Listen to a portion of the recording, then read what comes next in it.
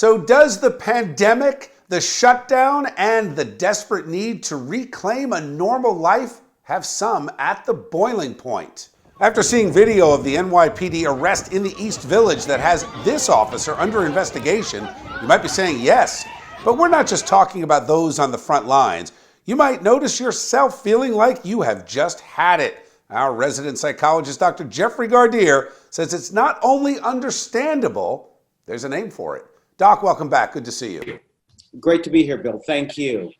Doc, first of all, what do you call it? Psychological term is a flight into wellness. And this is when you're starting to feel a little bit better, you start seeing some daylight, and it is this overwhelming need to rush back into your health or rush back into a life, in this case, that we once had, or into this new world. And we're doing it much too quickly. The patient is still sick. The patient jumps out of bed and tries to start running instead of just getting up and slowly walking and getting what we call their sea legs. We have a lot of dispute going on in the political circles and in the scientific circles as to whether or not we should have shut down completely and whether or not social distancing is still warranted. So how does that tension and the disagreement among professionals weigh on cops that have to carry out their duties and people who just want to get out of the house and get back to work? I think it weighs on them very heavily.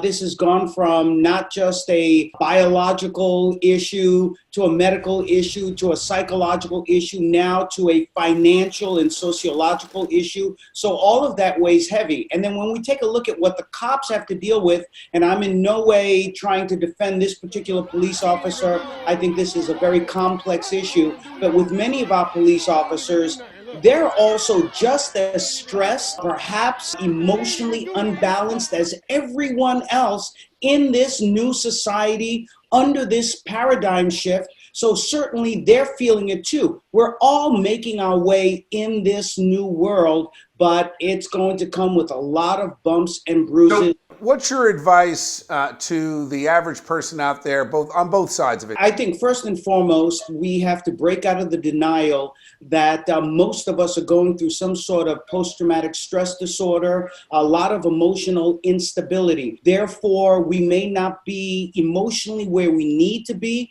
Therefore, we need to actually calm down, pause, take a deep breath before acting, simply because that stress is a major push towards sometimes inappropriate behaviors.